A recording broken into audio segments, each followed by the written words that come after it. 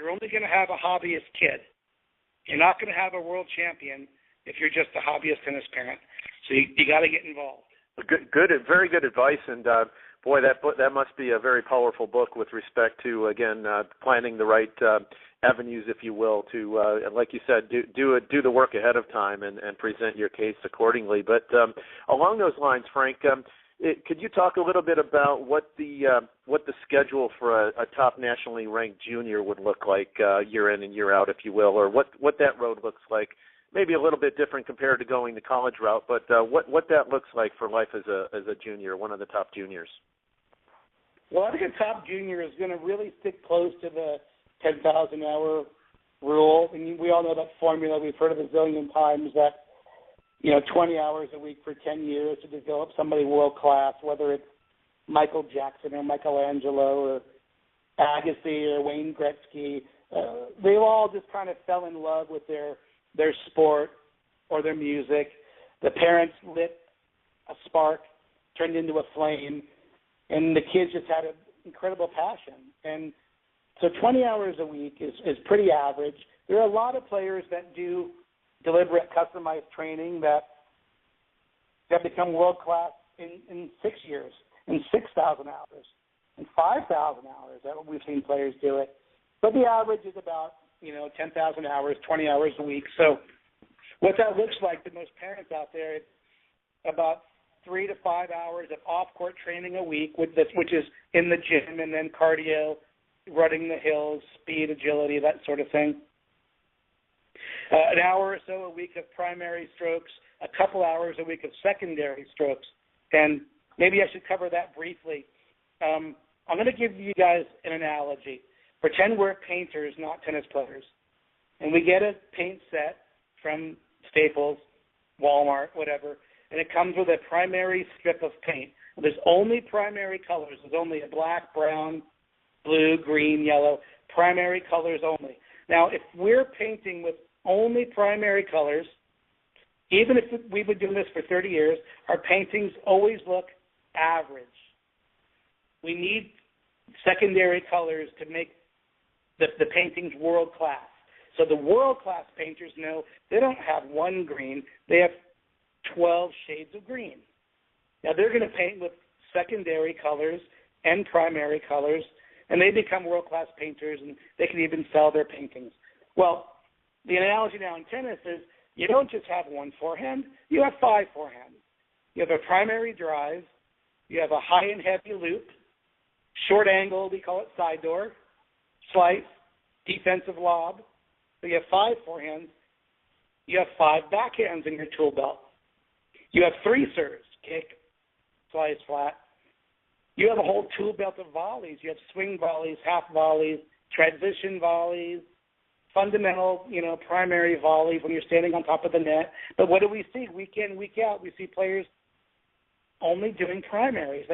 The coach wants to work on volleys, so the kid goes and stands right on top of the net, and the ball's hit right to him, and they're volleying. Well, that's not reality.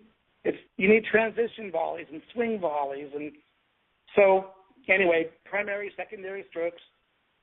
You got to play a ton of sets every week against up players and down lower level players. We'll cover that in the workshops for sure. Basically, what I recommend is playing sets against the style of opponent the junior player hates to play. So if the junior player cannot beat a moonball pusher, would going to the practice court 5 hours a day and booming the ball back and forth down the middle, is that ever going to help? No. You got to practice in the manner you're expected to perform. So we want these kids to practice the exact patterns to beat moonball pushers. So anyway, bottom line is it's about 20 hours a week, and we'll cover that in the workshop too, but it's about 20 hours a week, and it's that school methodology of we got to get the kids away from only fundamental strokes, primary strokes, and get them to develop the whole tool belt. Like in school, they want to develop well-rounded children, so they have them do different subjects. So they don't just do math all day, right? Absolutely. And, we started the show by saying it's really not easy being a tennis parent, and you can meet Frank here. ProTenn Global Sports is hosting Frank on the Southwest Tour, making stops once again in Albuquerque on March 31st, El Paso, April the 1st, Tucson, April 2nd, and finishing up in Scottsdale on April the 3rd. There is more information on ProTennGlobal.com. That's 10 with 2 N's. And Frank, just in closing, if you just want to give a couple of takeaways that what people can take away by coming to see you at the tour stop, just maybe a couple of points, what people can really expect to get out of meeting with you and attending.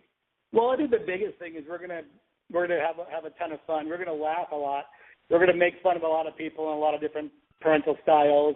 I think it's really important, though, parents, that you plan on bringing your children and your primary coach. We want the tennis coach to be there so everybody walks away on the same page. That's important, I think.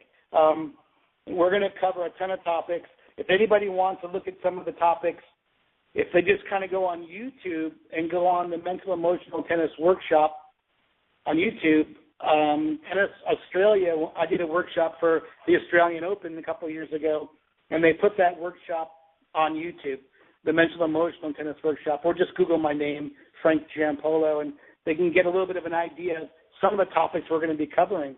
So we'll have a ton of fun. They're going to walk away. Most parents walk away saying, I learned more in these 3 hours than I did in the last 10 years. And they get really motivated. And it's just such a joy to see parents into it. The kids are now smiling. The parents are into it. The coaches are into it. So we'll have some fun. Hope you guys can all join us. Wonderful, Frank. And indeed, I encourage everybody here in the Southwest to go check Frank out in either Albuquerque, El Paso, Tucson, or Scottsdale. And once again, this has been another edition of Coach's Corner presented by the ProTenn Global Sports. This is Pete Zebron, again, our special guest, Frank Giampaolo, and hopefully we'll see you out there with Frank in Albuquerque, El Paso, Tucson, or Scottsdale coming up soon. Pete Zebron for ProTenn Global Sports. Thank you.